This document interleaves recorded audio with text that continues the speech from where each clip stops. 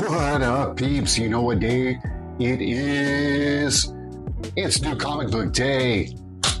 So let's bring those fucking bangers and those recommendations and that shit that I am reading for the week. Let's get this ball rolling. And with no surprise, everyone's fucking talking about it. I got an advanced copy of it a while back.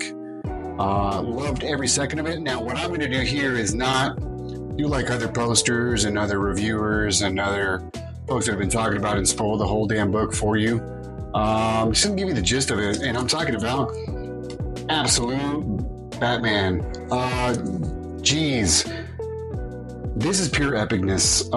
Scott Snyder and Nick Dragotta are pushing one of the best books from the Dark Knight to date.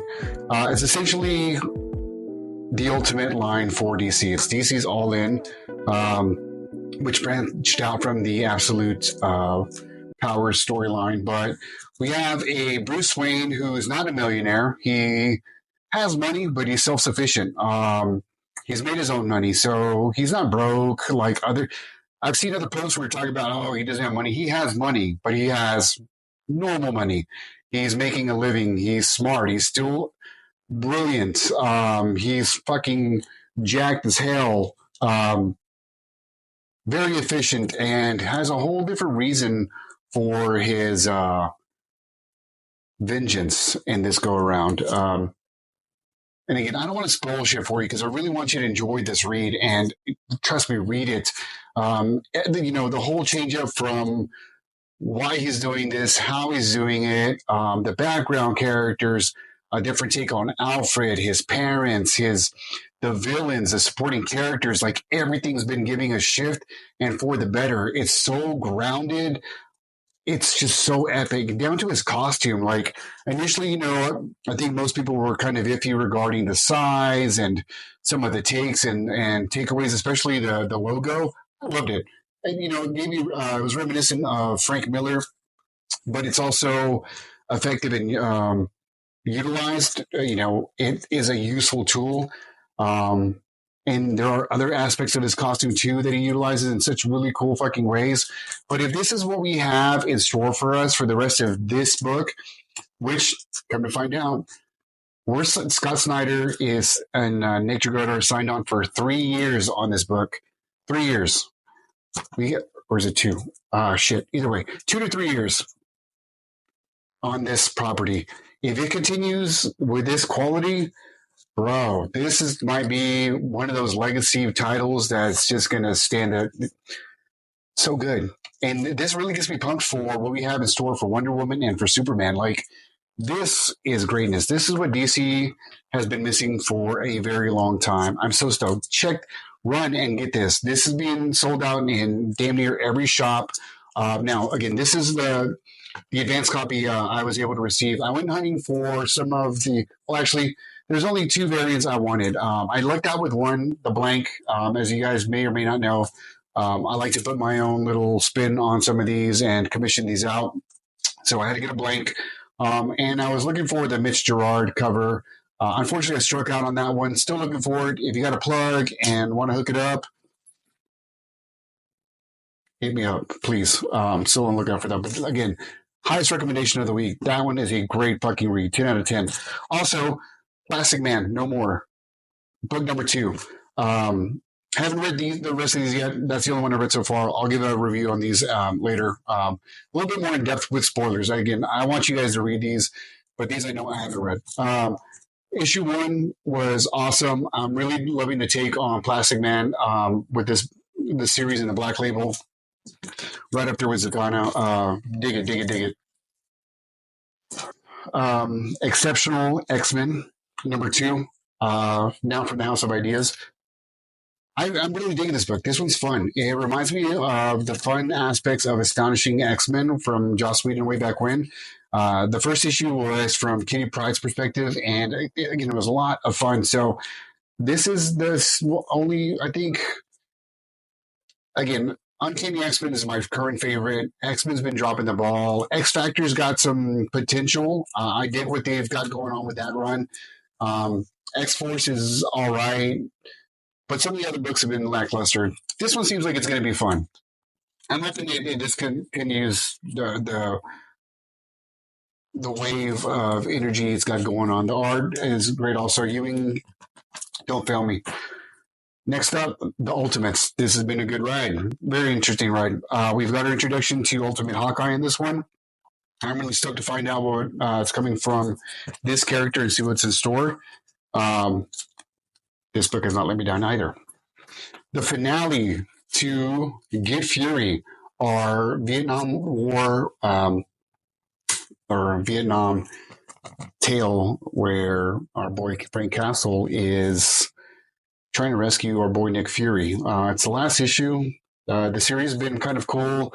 It's more, it's traditional Garth Ennis, but still a little bit reserved. It's not as over the top as you might be used to with Garth Ennis, but still all the military aspects are there. A lot of the espionage, a lot of the just familiarity with what he writes in this book. But, it's still Frank, just not quite the Punisher yet. I've been enjoying it. It's going to lead to what we know of the relationship between Frank and Nick, and I'm really looking forward to see how that ends. Then from our smaller publishers, how smaller, the title that just keeps giving. I love every fucking month. Transformers, issue 13, my lucky number. Looking forward to this. This book has just been leading the way for just greatness. Again, last couple of issues, we saw Optimus make his decision between bringing Cybertron to Earth and essentially giving Earth a chance to survive when Shockwave was trying to merge it. We're facing the repercussions of that now. Of course, there's some impending doom for our boy Starscream there. What that is, we're going to find out. Our final issue to Scarlet, part of the Energon universe leading up to G.I. Joe, which is out in a few months. This has been pretty cool. I've enjoyed the take on a little bit of background on the Arashikage clan. I liked it. We've got some espionage going on. We've got a lot of ninja antics. But the art from Marco Ferrari and Kelly Thompson's been writing a great book. I've really enjoyed it. It's been a good mini. Again, giving us a little bit of a taste of the Arashikage clan, giving us a little bit a taste of Storm Shadow and what he's going to be like in the upcoming series. Still no Snake Eyes yet, which is good.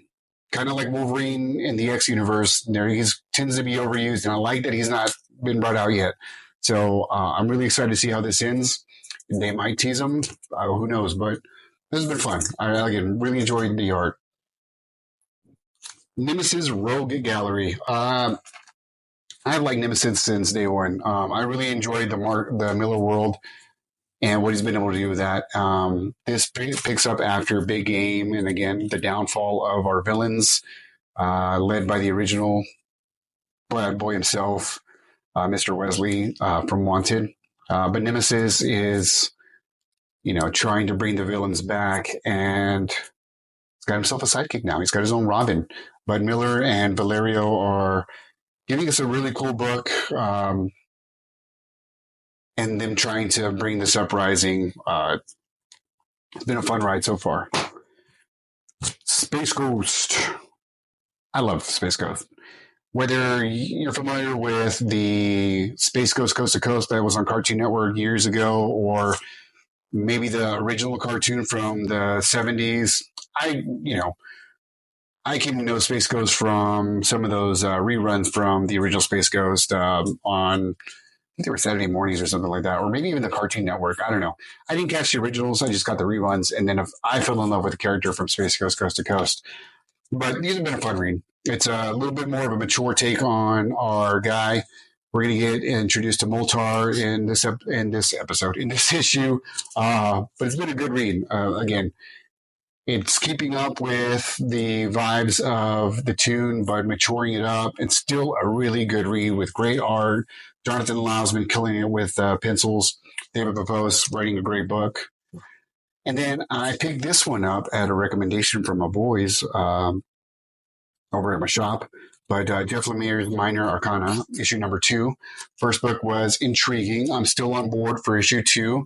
He's been a great writer and artist, if you're familiar with Sweet Tooth. So it definitely pays off to stay with the book. Again, so far I'm intrigued and I'm here. So I'm looking forward to see how this carries through. Again, I recommend this one. All in all, really good week. Really good week. I'm ready to see what we have in store for next week. Let me know what you think of these titles. All right. If you've read any of these or if you got any recommendations, please let me know down below. Keep it spoiler free if you could, please. Like, follow, share, subscribe, and remember, appreciate you.